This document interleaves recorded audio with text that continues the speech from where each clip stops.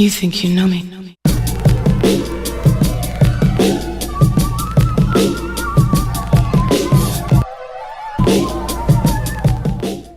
Wrestling fans, what's going on, man? It's Black Couch Booking here with a brand new video. I am tired. I did not know that time went back last night, so it's supposed to be 8, but it's like 7 something. But we here to do Saturday Night Main Event review, and luckily for you guys will not get a crash out video because Jade Cargill is the new WWE Women's Champion. Very happy about that, and I'll get to that in a second. But I will say one match almost ruined my whole night, and that was the opener. Like, comment, subscribe if you're new to the channel. If you're old to the channel, Couch Crew, what's going on? Cody Rhodes versus Drew McIntyre. I am more so disappointed with the finish more than anything. I mean, the match itself was whatever, but I'm not mad that Drew lost, because I told you in my previous video that Drew was gonna lose. What I am mad about is there were no shenanigans. There was one. Cody Rhodes, the title belt came into play, and I think he DDT'd him by accident. It was an accident, you know what I'm saying, that the title belt came into play. But I mean, it would have been more apropos if Cody would have purposely made it look more purposely that he knocked out or pushed the ref, then used the title belt. Purposely, that would have changed the whole trajectory of my thoughts about the match. But because it was an accident, and he didn't mean to do it, and blah, blah, blah, the match was just some nonsense. And they opened the show with it, so I'm like, Randy Orton coming out. They opened the show with it, so I'm like, oh, we're about to get something crazy. They opening the show? I ain't think Cody and Drew's gonna open the show. I'm like, they opening the show, they about to go crazy. But alas, that is not the case. It was a regular, degular, schmegular match, and Cody Rhodes retains. And listen, I'm a big Drew McIntyre fan. I rock with Drew McIntyre, but it's over. It's over with. Because he would have to build himself back up to be in the position to get a title shot. Because if he was just given another title shot, then you got to call BS. You got to be fair. You got to call BS. So, I'm done with the Drew McIntyre sweepstakes myself, me personally.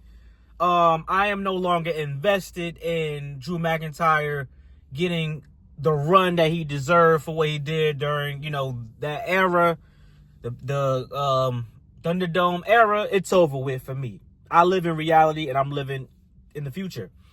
Speaking of the future, Jade Cargill did beat Tiffany Stratton, as she should. Myself and Expert Level Wrestling, we had a discussion about this. Expert Level Wrestling said she should squash her. I was like, yes, because Tiffany got the injury. There should be no way that this match should be super competitive. And for the most part, WWE booked it right. We saw a big boot. We saw her going after the leg. I said she needed to go after the leg immediately. That's what Jade Cargill did. It was a great match. It was a great booked match. It wasn't a great match because it wasn't a barn burner or, a 15-minute, 20-minute classic.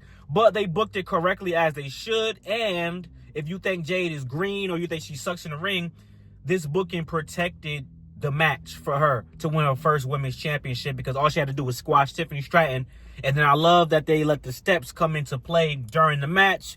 But what matters most is that Jade Cargill is our new champion, and Tiffany Stratton can now move on to better things, which I think she will be a United States Women's Champion, and she'll be one of the first ones to start building a resume of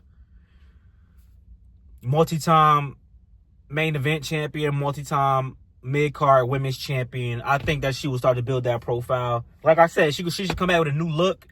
Come back, maybe do stuff with Kiana James, maybe do stuff with Chelsea Green. Come back and do different things. I don't think we need to see her and Jade again. Let's move on. Obviously, I'm looking for Bianca Belair to have a program with Jade Cargill, perhaps at WrestleMania.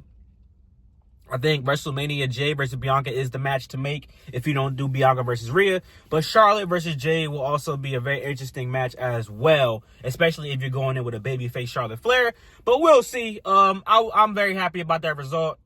Finally, it happened, because if she would have lost, I don't even want to think about it. But then we got my guy, Dirty Dominic Mysterio. I'm going to get right into it. That bell ring confused me. I thought Rusev actually won he made Penta tap out. I was like, yo, Rusev won?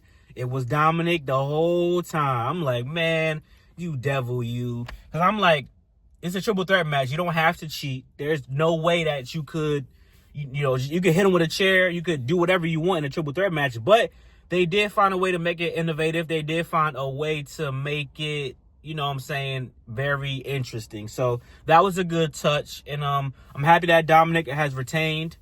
Dominic Mysterio is, definitely one of my, top 5 favorite wrestlers right now in WWE.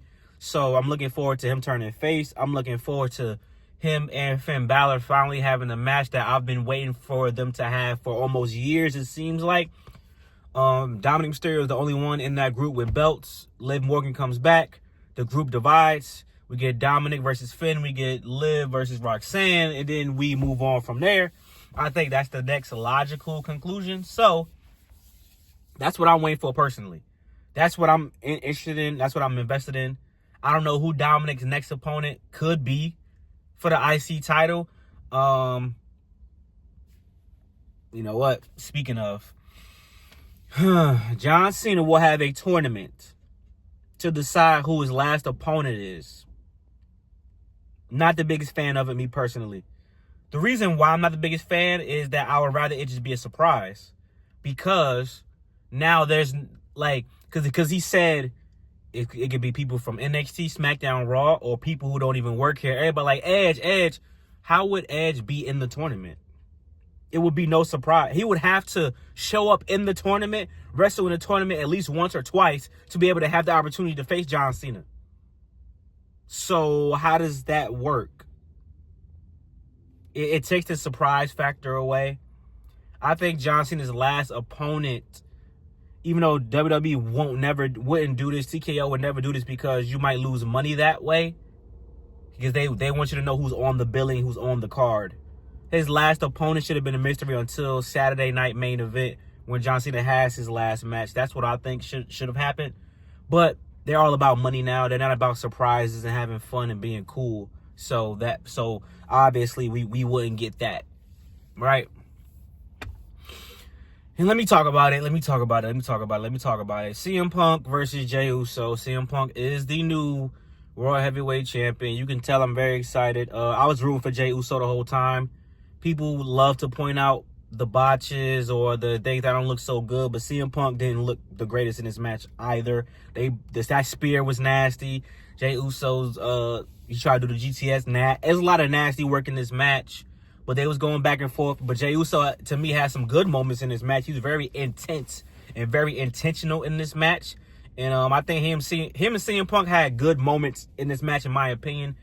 But people are on the Jey Uso hate train, so they're just going to say the whole match was trash and CM Punk carried and blah, blah, blah, blah, blah. All in all, CM Punk is a new World Heavyweight Champion. I do expect Braun Breaker to take that belt off of CM Punk. I kind of expect CM Punk to hold that belt to WrestleMania, not going to lie. I think Sami Zayn or Braun Breaker wins the Royal Rumble. If Sami Zayn wins, he challenges for the WWE Championship. If Braun Breaker wins, he challenges for the World Heavyweight Championship. So we will see what will happen, but I am under the assumption that CM Punk will carry that belt until WrestleMania and will drop it to whoever. Maybe he'll drop it to the person who wins the Elimination Chamber. You never know with these things.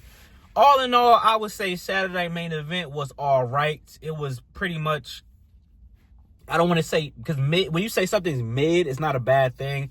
I'll give it like out of 10, I'll give it like a 6 or 7. I thought it was going to be the best Saturday night main event in this current era because of all championship matches. But the first match really took the life out of me when I first started the show because of Cody Rhodes won with one crossroads.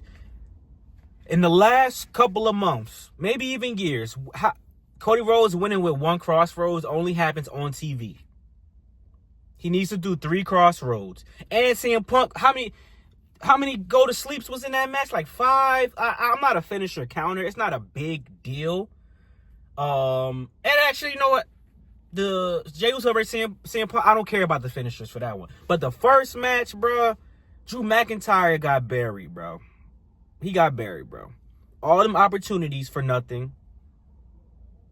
And he lost to 1 crossroads. So, yeah. That alone, me and OG, Expert Level Wrestling, would talk about it. Like, after that first match, we was on the phone. We was like, it's no way that this PLE can be more than a B. Just off of this one. Even if the rest of the card is sensational, it can't be more than a B at that point because, and I'll give it 6.5 because Jay winning I'll give it a 7 because Jay winning brought me back up. It brought back my spirits. Dominic retaining was great. And then CM Punk and Jay had a decent or all right match to me. So I was like, all right, fine. And I didn't care who won, to be honest. I was going for Jey Uso, but it really didn't matter if CM Punk or Jay won because at the end of the day, both of them wasn't supposed to be in this position anyway if Seth wouldn't have got hurt. So it's last minute booking, it's, audible booking. So I don't really care about audible booking that much. But that's just my opinion, man. Let me know what you guys think. Like, comment, subscribe. Thank y'all for the love and support as always. Hope y'all enjoyed that video today. And about to go to the gym. Humble. Because I'm humble. I'll see y'all later, man.